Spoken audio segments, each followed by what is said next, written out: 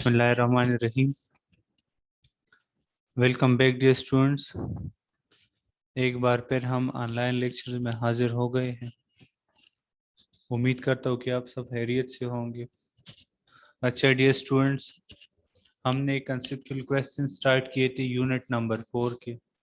ठीक है, physics unit number 4 turning effect of forces के कंसेप्चुअल क्वेश्चन, जिसे हम शॉर्ट क्वेश्चन भी कह सकते हैं, उसको हमने स्टार्ट कर लिए थे। ठीक है, अब यहाँ पे हमने कंसेप्चुअल क्वेश्चन नंबर 8 तक किए थे। कल हमने कंसेप्चुअल क्वेश्चन नंबर 8 तक किए हैं। ठीक है बेटा, मैंने आप लोगों को होमवर्क में दिया है।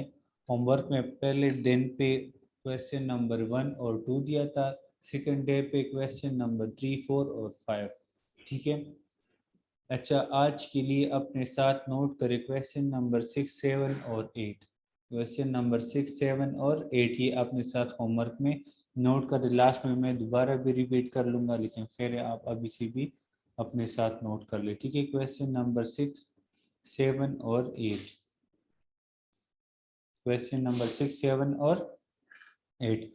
अच्छा डियर स्टूडेंट्स, आते हैं हम क्वेश्चन नंबर 9 की तरफ। ठीक है, लास्ट में जब हम ये कंप्लीट करें तो एक दफ़ा मैं रिवाइज कर लूँगा। जिस बनने का भी क्वेश्चन हो तो आप फिर पूछ सकते हैं। ठीक है, अच्छा डियर स्टूडेंट्स, क्वेश्चन नंबर 9 हमारे साथ है, why is it difficult to lean backward.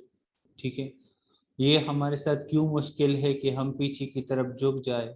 ठीक है, हम पीछे की तरफ क्यों झुक नहीं सकते, वजह क्या है, ये डिफिकल्ट क्यों है, मुश्किल क्यों है। ठीक है, तो क्वेश्चन का आंसर या माइंड मैप में आप लोग राइट कर सकते हैं, difficult to lean backward because centre of gravity is disturb. Centre of gravity क्या हो जाती है, डिस्टर्ब हो जाती है। पर्सन बिकम अनस्टेबल, बंदा जो होता है वो क्या होता है, वो अनस्टेबल हो जाता है। ठीक है, जो भी बंदा होता है वो अनस्टेबल बन जाते हैं। अनस्टेबल होने की वजह से इंसान जो है वो मुश्किल हो जाता है कि वो पीछे की तरफ झुक जाए, और पीछे की तरफ झुकने के बजाय वो गिर जाता है। ठीक है, तो हम स्टेटमेंट में किस तरह राइट कर सकते हैं, स्टेटमेंट में हम राइट कर सकते हैं कि it is difficult to lean backward because the position of centre of gravity is disturb and the person becomes unstable and may fall.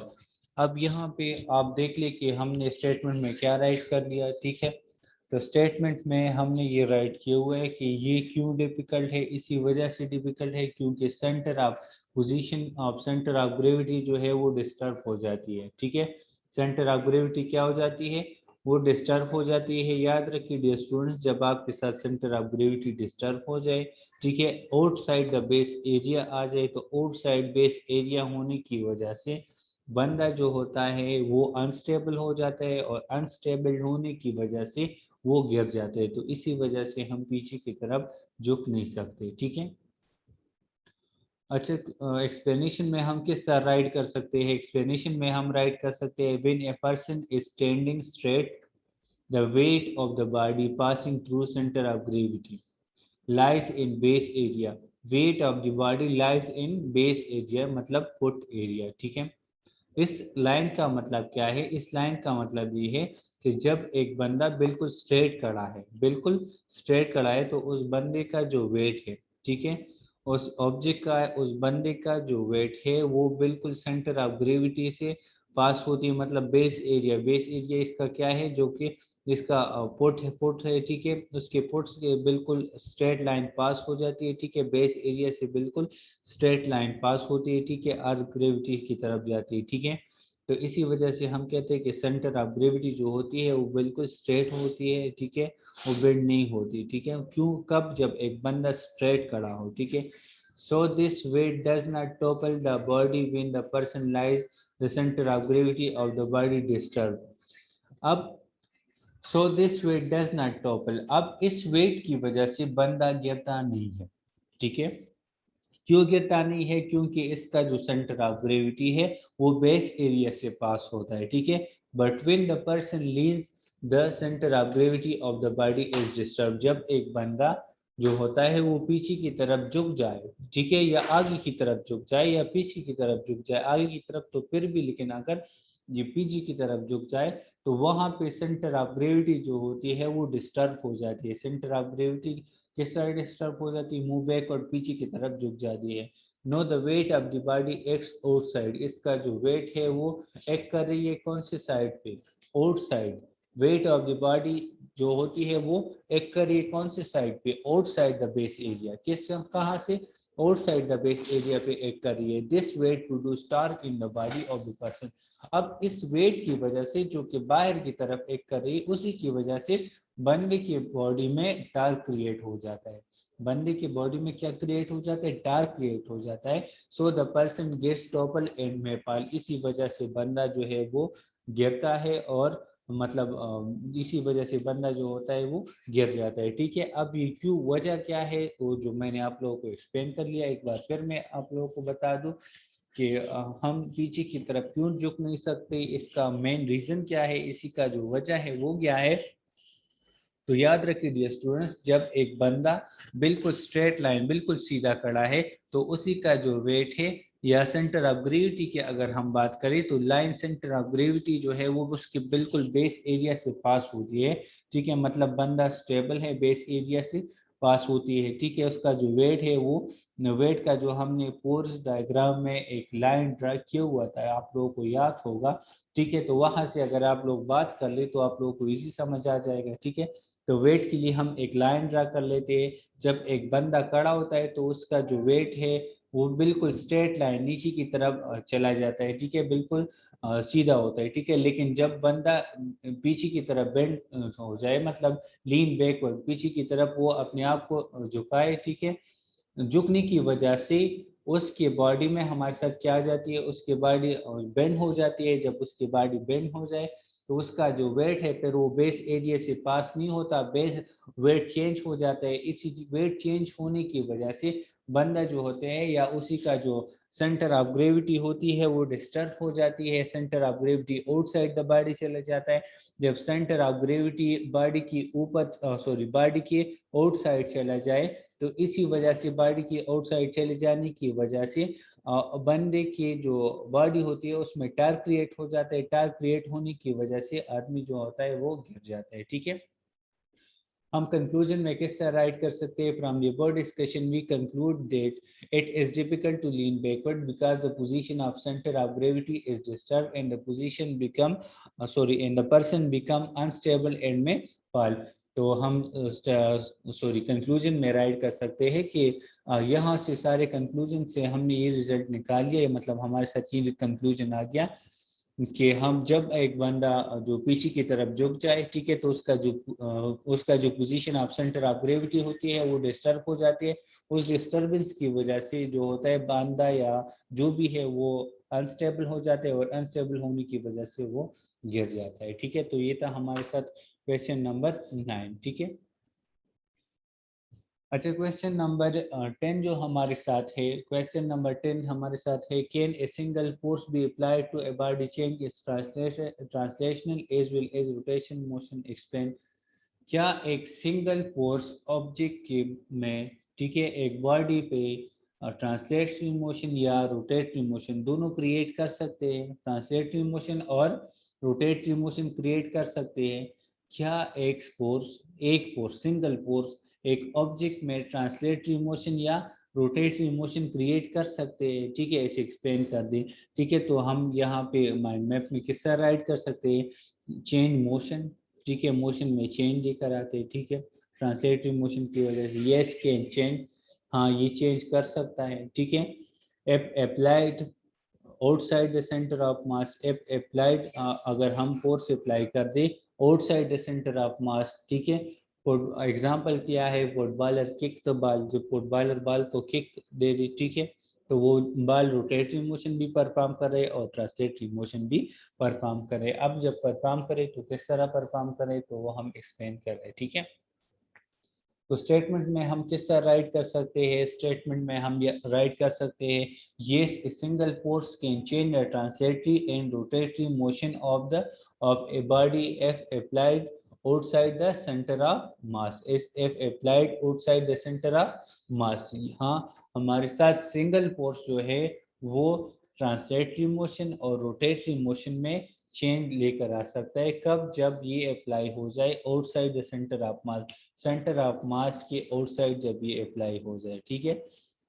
ये एक फोर्स जो होता है, ठीक है। याद रखिए डियर स्टूडेंट्स कि आप लोगों ने स्टेटमेंट में ये यस मस्ट लिखना है, ठीक है। अगर ये आप लोगों ने राइट नहीं किया तो फिर आप लोगों को मार्क्स नहीं मिलेंगे, ठीक है।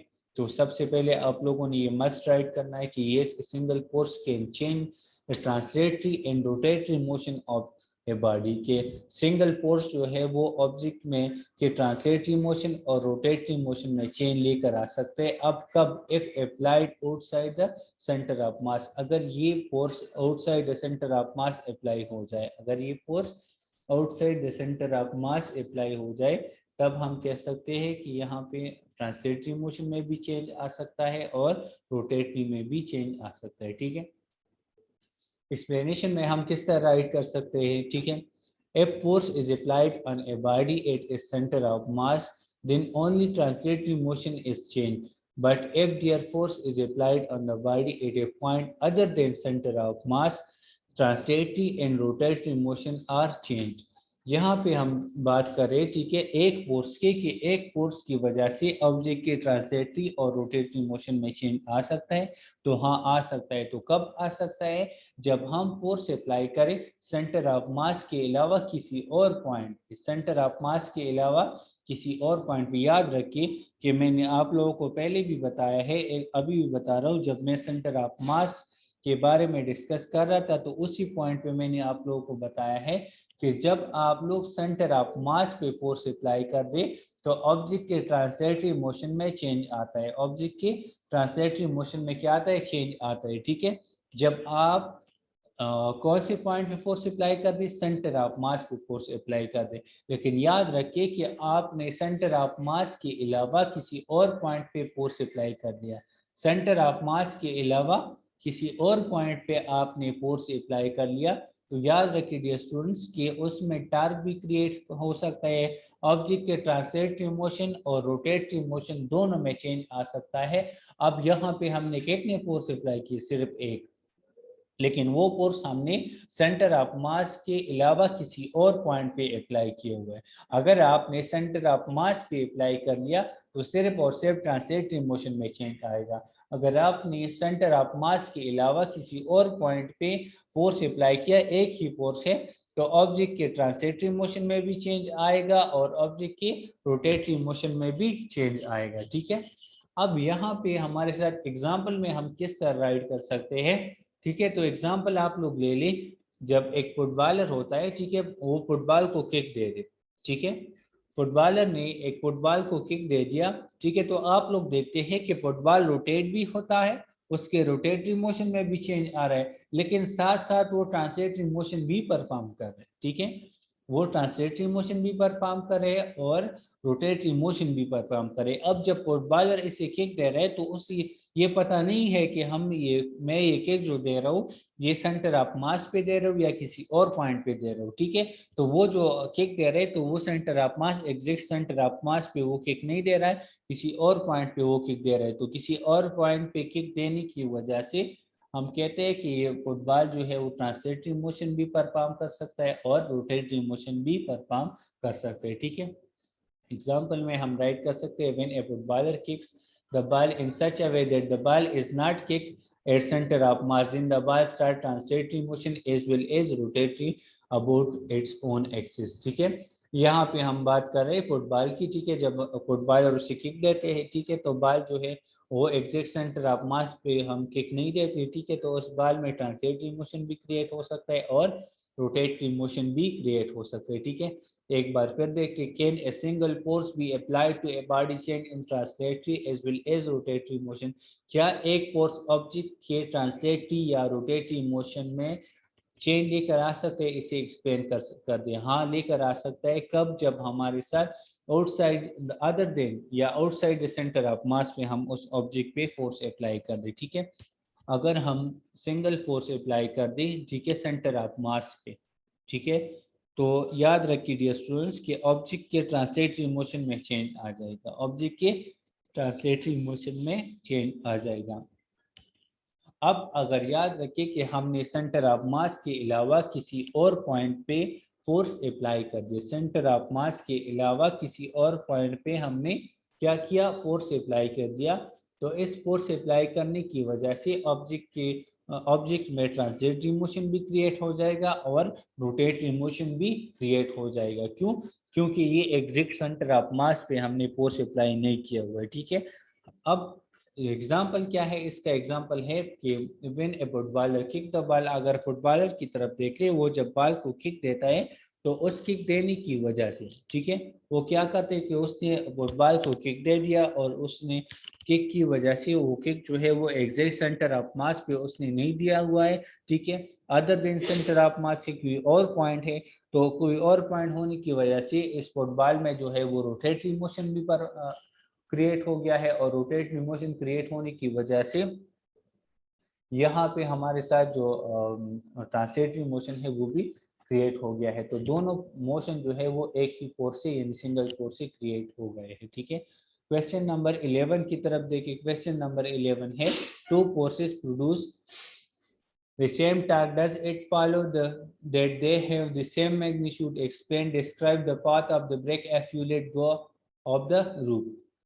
अब to forces produce the same torque, दो फोर्सेस जो है वो सेम टार्क क्रिएट कर रहे हैं। Does it follow that they have the same magnitude? अगर दो फोर्सेस सेम टार्क क्रिएट कर रहे हैं तो क्या इसमें जो टार्क का मैग्नीट्यूड होगा वो सेम हो सकता है, ठीक है।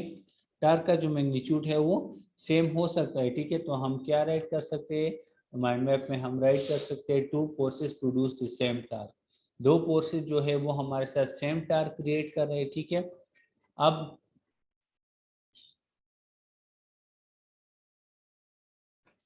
कब क्रिएट कर सकता है? मैं कर भी सकता है और ना नहीं भी कर सकता, मैं और may not of the same magnitude. अब ये दो फोर्सेस जब हम अप्लाई कर दें तो इसका जो मैग्नीट्यूड है वो हमारे साथ टार्क जो क्रिएट हो जाए उसी का जो मैग्नीट्यूड है वो सेम हो भी सकता है और हो नहीं भी सकता है, ठीक है। डिपेंड किस चीज पे करता है? डिपेंड करता है मोमेंट आर्म, ठीक है। Moment arm are same, same torque are produce. अगर मोमेंट आर्म सेम है तो सेम टार्क प्रोड्यूस होगा, अगर मोमेंट आर्म डिफरेंट है तो डिफरेंट टार्क क्रिएट होगा। Moment arm sorry torque different due to different moment arm, ठीक है। मोमेंट आर्म डिफरेंट, तो हमारे साथ जो टार्क होगा वो क्या होगा? वो भी डिफरेंट होगा। अगर मोमेंट आर्म डिफरेंट है तो हमारे साथ टार्क भी क्या होगा? जो टार्क क्रिएट होगा या जो टार्क प्रोड्यूस होगा वो भी क्या होगा? वो भी डिफरेंट होगा।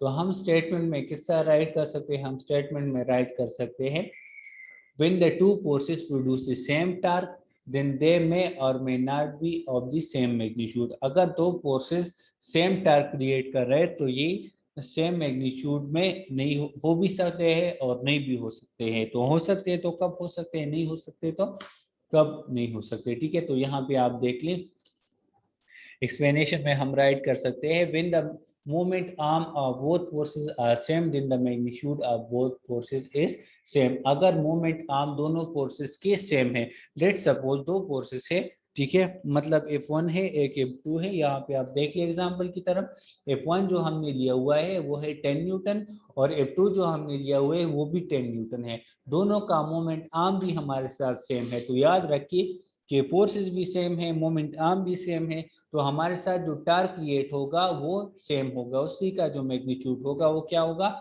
वो सेम होगा। तो टार्क के लिए हमारे साथ इक्वेशन है tau is equal to R cross F. तो यहाँ पे R1 है और यहाँ पे F1 है, तो इसी वजह से हमने राइट किया हुआ है tau is equal to R1 multiply by F1। यहाँ पे F2 है, यहाँ पे R2 है, ठीक है। तो tau is equal to R2 multiply by F2, tau is equal to R2 multiply by F2। R2 हमारे साथ 2 मीटर है और R1 हमारे साथ 10 न्यूटन है, ठीक है। यहाँ पर R1 भी 2 न्यूटन मीटर है और F21 भी हमारे साथ 10 न्यूटन है, ठीक है। जब हम इन दोनों को मल्टीप्लाई कर लेते हैं तो बन जाता है 20 न्यूटन मीटर। कितना टार्क बन जाता है? 20 न्यूटन मीटर टार्क बन जाता है, ठीक है। तो अब इस केस की तरफ देखते हैं कि मोमेंट आप कब टर्क का जो मैग्नीट्यूड होगा वो कब सेम होगा, जब मोमेंट आर्म हमारे साथ सेम हो जाए, दोनों फोर्सेस भी सेम हो जाए और मोमेंट आर्म हमारे साथ क्या हो जाए, सेम हो जाए, तो टर्क का मैग्नीट्यूड क्या होगा, सेम होगा। तो हमने एक सिचुएशन पढ़ा है कि मे और मे नॉट, हो भी सकता है और नहीं भी हो सकता है, ठीक है। तो हो सकता है तो कब होगा, जब मोमेंट आर्म और फोर्स दोनों क्या हो, सेम हो, ठीक है। मोमेंट आर्म सेम हो तो टार्क का जो मैग्नीट्यूड है वो भी क्या होगा, वो भी सेम होगा। यहाँ पे आप लोग खुद देख सकते हैं कि टार्क का जो मैग्नीट्यूड है वो 20 न्यूटन मीटर आया हुआ है, ठीक है। अब अगर नहीं हो सकता तो कब नहीं होगा, ठीक है, तो उसकी तरफ हम आ जाते हैं। When two forces produce the same torque, अगर दो फोर्सेस हमारे साथ सेम टार्क क्रिएट करते हैं, आर नॉट इक्वल, दो two forces produce the same torque and are not equal, then their moment arm are different, ठीक है। दो फोर्सेस है, ठीक है, जो जिसका मैग्नीट्यूड भी हमारे साथ हम सेम ले सकते हैं, ठीक है, या मैग्नीट्यूड की अगर हम बात ना करें, लेट सपोज टू फोर्सेस है, ठीक है, जिसकी वजह से हमारे साथ टार्क क्रिएट हो रहा है, ठीक है। अब वो सेम टार्क क्रिएट कर रही, ठीक है। अब वो टार्क जो है, उसी का जो मोमेंट आर्म है वो डिफरेंट है, मोमेंट आर्म सही नहीं है, ठीक है। मतलब मोमेंट आर्म यहाँ पे आप देख सकते हैं 2 मीटर है, यहाँ पे 1 मीटर है। यहाँ पे जब हम बात कर रहे थे तो वो 2 मीटर की हम बात कर रहे थे, यहाँ पे जब हम बात कर रहे थे तो वो भी 2 मीटर था। यहाँ पे एक 2 मीटर है, एक है 1 मीटर, मोमेंट आर्म क्या है, डिफरेंट है। तो larger force will have small moment arm and smaller force will have larger moment arm। यहाँ पे हमने दो फोर्सेस लिए हुए हैं, एक है F1, दूसरा है F2। F1 का जो फोर्स है वो है 10 न्यूटन, F2 का जो फोर्स है वो कितना है, वो है 20 न्यूटन, ठीक है। एक है 10 न्यूटन, दूसरा क्या है, 20 न्यूटन है, ठीक है। अब मोमेंट आर्म पर F1 जो है वो है 2 मीटर और मोमेंट आर्म पर F2 वो है 1 मीटर, ठीक है। एक है 2 मीटर, एक है 1 मीटर, ठीक है। अब यहाँ पे आप देख लें कि टार का जो डिफिनीशन है, tau is equal to R cross F. यहाँ पे हमारे साथ जो है F1 है, R1 है, तो हमने आर की जगह R1 लिख ले लिया और F की जगह हमने F1 लिख लिया, ठीक है, क्योंकि एक F1 फोर्स है और एक मोमेंट आर्म R1 है। अब यहाँ पे हमारे साथ जो फोर्स है वो 10 न्यूटन है, फोर्स की जगह मैंने 10 न्यूटन पुट कर लिया और R1 की जगह मैंने 2 मीटर पुट कर लिया है। तो 2 मल्टीप्लाई बाय 10, यहाँ पे जो टार्क क्रिएट हो गया है वो है 20 newton metre, 20 newton metre torque create हो गया है, ठीक है। अब लेट सपोज हमने दूसरा फोर्स ले लिया जो कि ग्रेटर फोर्स है, क्या है, जो कि ग्रेटर फोर्स है। यहाँ पे 10 न्यूटन फोर्स था जो कि स्मॉलर फोर्स था। अब यहाँ पे हमने F2 दूसरा फोर्स लिया हुआ है जो कि ग्रेटर फोर्स है। आप खुद देख लीजिए 20 न्यूटन है, ये 10 न्यूटन है, ठीक है, तो 20 न्यूटन ग्रेटर हो गया। अब यहाँ पे जो मोमेंट आर्म है वो हमने स्मॉलर लिया हुआ है, ठीक है। तो मैंने आप लोगों को स्टेटमेंट में भी बताया कि ये डिपेंड करते हैं किस चीज पे, मोमेंट आर्म पे ये डिपेंड करता है, ठीक है। किस चीज पे डिपेंड करते हैं, मोमेंट आर्म पे। तो यहाँ पे जो मोमेंट आर्म है वो कितना है, वो है 1 मीटर, मोमेंट आर्म कितना है, वो है 1 मीटर। तो टार्क हमारे साथ, टार्क का जो इक्वेशन है वो है हमारे साथ tau is equal to R2 multiply by F2, tau is equal to R2 multiply by F2, या tau is equal to 1 multiply by 20, क्योंकि मोमेंट आर्म हमारे साथ 1 मीटर है और F2 जो है वो हमारे साथ क्या है, 20 न्यूटन है, ठीक है। तो 1 मल्टीप्लाई बाय 20 तो क्या बन जाएगा, 20 न्यूटन मीटर। अब आप लोग देख सकते हैं कि दोनों फोर्सेस जो हमारे साथ मौजूद है, दोनों टार्क जो हमारे साथ मौजूद है, जो हमारे साथ आ गई, वो दोनों मैग्नीट्यूड में क्या है, सेम है। टार्क दोनों मैग्नीट्यूड में क्या है, टार्क सेम है, दोनों 20 न्यूटन मीटर है, दोनों क्या है, 20 न्यूटन मीटर है, दोनों टार्क हमारे साथ सेम है, ठीक है। लेकिन यहाँ पे आप देख लें कि हमारे साथ एक लार्जर फोर्स है, उससे हमारे साथ 20 न्यूटन मीटर टार्क आया हुआ है। दूसरा एक स्मॉलर फोर्स है, उससे भी 20 न्यूटन मीटर आया हुआ है।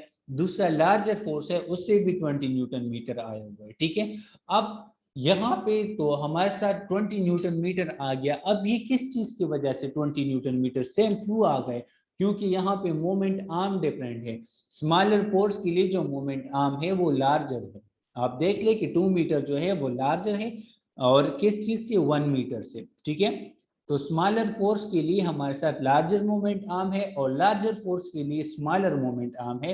तो स्मॉलर मोमेंट आर्म होने की वजह से दोनों फोर्सेस जो है या दोनों जो टार्क क्रिएट हो गए हैं वो टार्क क्या है, सेम है। ठीक है, तो मैग्नीट्यूड में कब सेम हो सकते हैं, हो भी सकते हैं और नहीं भी हो सकते। कब, जब मोमेंट आर्म आपके साथ क्या होगा, जब मोमेंट आर्म आपके साथ सेम होगा। ठीक है, तो वहाँ पे मैग्नीट्यूड में दोनों फोर्सेस सेम हो सकते हैं, लेकिन अगर मोमेंट आर्म डिफरेंट है तो मैग्नीट्यूड का फोर्सेस वो क्या है, वो डिफरेंट है, क्योंकि टार्क पर सेम क्रिएट होते हैं। ठीक है, from the above discussion we conclude that two forces produce the same torque, then they may और may not be of the same magnitude. अब हमने अबव डिस्कशन से हमने ये लगा लिया, ये कंक्लूजन निकाल लिया। ठीक है, कि दो फोर्सेस जो सेम टार्क क्रिएट कर रहे हैं, तो उस फोर्स का जो मैग्नीट्यूड है वो हमारे साथ सेम हो भी सकता है और नहीं भी हो सकता है। जब मोमेंट आर्म सेम है तो दोनों फोर्सेस जो है वो सेम हो सकते हैं, लेकिन अगर मोमेंट आर्म डिफरेंट है तो दोनों टार्क का जो मैग्नीट्यूड है वो भी हमारे साथ सेम आ सकते हैं। कब, जब फोर्सेस का मैग्नीट्यूड क्या हो, डिफरेंट हो। एक बार फिर मैं रिपीट करता हूँ इस क्वेश्चन को।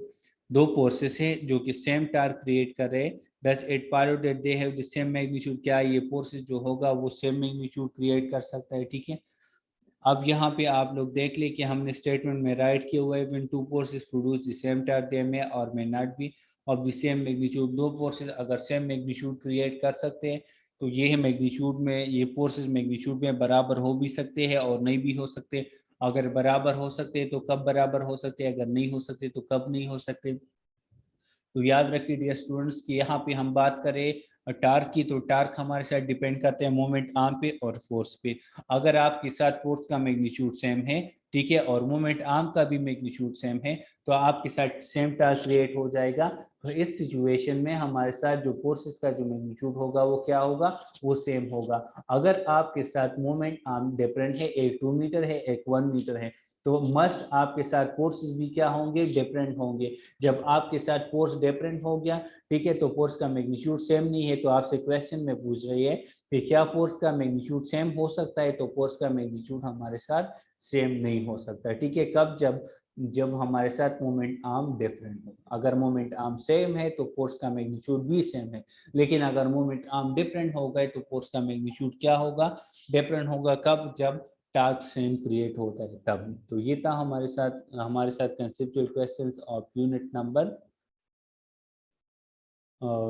4। ठीक है, टर्निंग इफेक्ट ऑफ फोर्सेस। ठीक है, आप देख ली बेटा ये सारे क्वेश्चन जो है वो ये तकरीबन टार्क से रोटेट हो रहा है या सेंटर ऑफ मास से। ठीक है, तो अगर किसी को सेंटर ऑफ मास का समझ आया है, अगर किसी को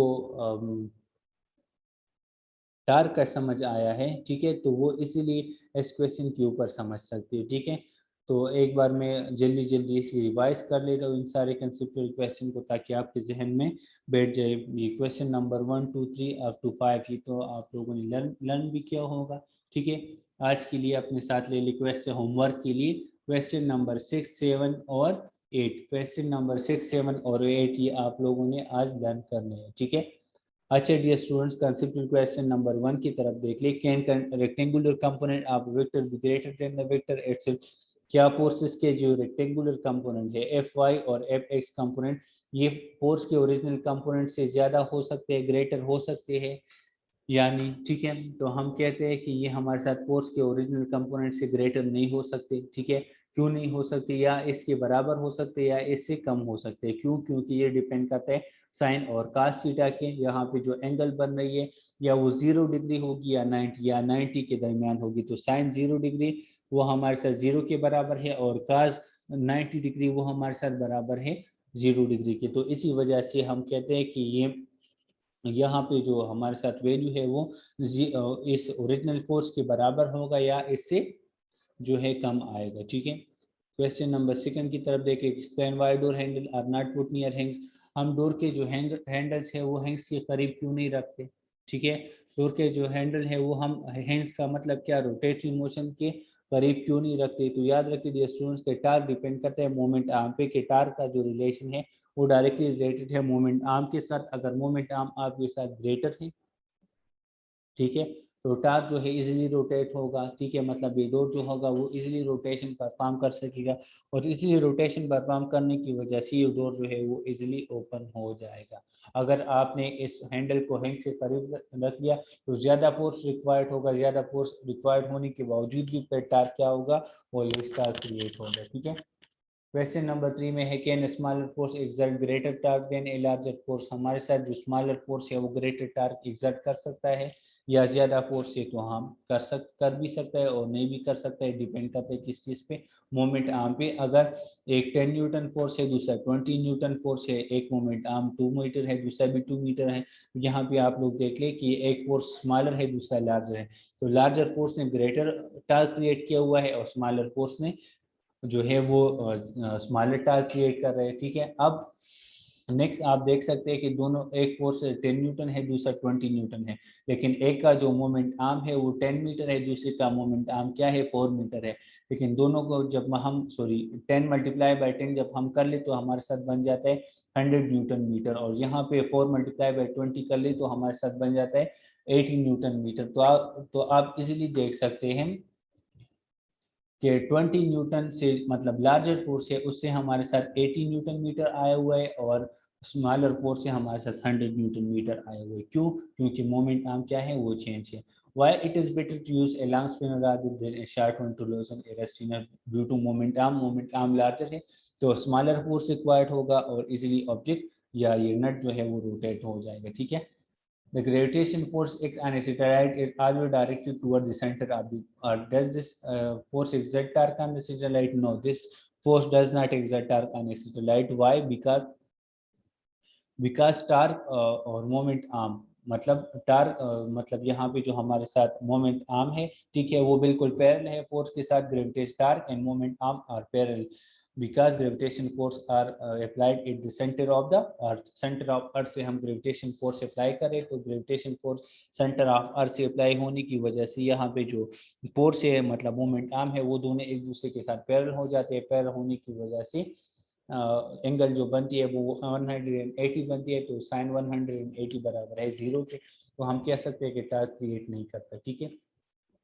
Can we have a situation in which an object is not in equilibrium even though the net force on it is 0? क्या हमारे साथ एक सिचुएशन है कि ऑब्जेक्ट पे नेट फोर्स 0 हो जाए लेकिन ऑब्जेक्ट फिर भी इक्विलिब्रियम में नहीं है, ठीक है, तो हाँ हमारे साथ सिचुएशन है। वो कौन सा सिचुएशन है? याद रखिए कि इक्विलिब्रियम की दो कंडीशन है। जब ऑब्जेक्ट रोटेट हो रहे तो उस पे नेट फोर्स क्या है, 0 है। मतलब एक साइड पे मतलब कपल की अगर हम बात कर ले तो कपल में दो इक्वल फोर्सेस है, एक अपवर्ड दूसरा डाउनवर्ड, ठीक है, दोनों मैग्नीट्यूड में भी सेम है, लेकिन वो इक्विलिब्रियम में फिर भी नहीं है। क्यों नहीं है? क्योंकि वहां पे जो नेट टार्क है वो 0 नहीं है। जब नेट टार्क 0 नहीं है तो हम कह सकते हैं कि ऑब्जेक्ट इक्विलिब्रियम में नहीं है, ठीक है।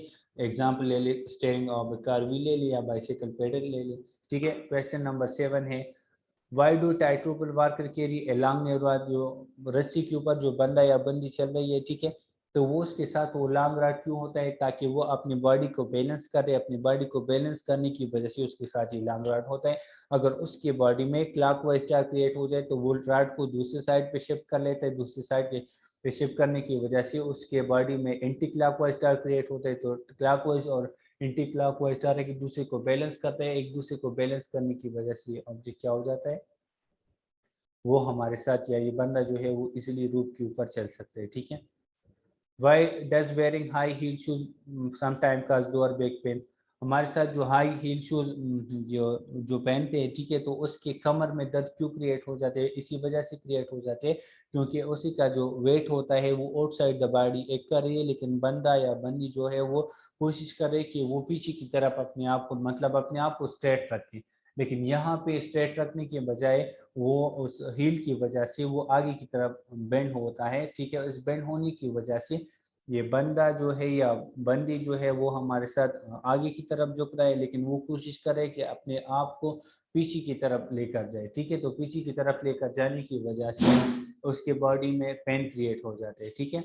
तो ये थे हमारे साथ कंसेप्चुअल क्वेश्चन। आज के भी हमने ये कर ली है, तो काइंडली अगर किसी का क्वेश्चन हो तो वो पूछ सकते हैं। होमवर्क दोबारा मैं बता दूं कि अपने साथ नोट करें। क्वेश्चन नंबर 4, 5 और 6, 7 और 8 ये आप लोग अपने साथ ले लें, ठीक है।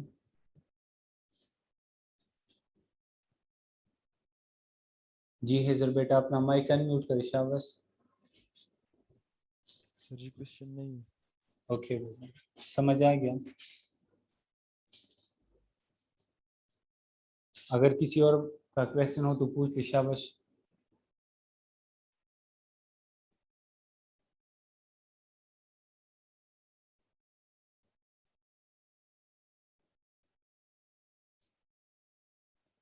अगर किसी का क्वेश्चन हो तो पूछ ले शाबाश बेटा।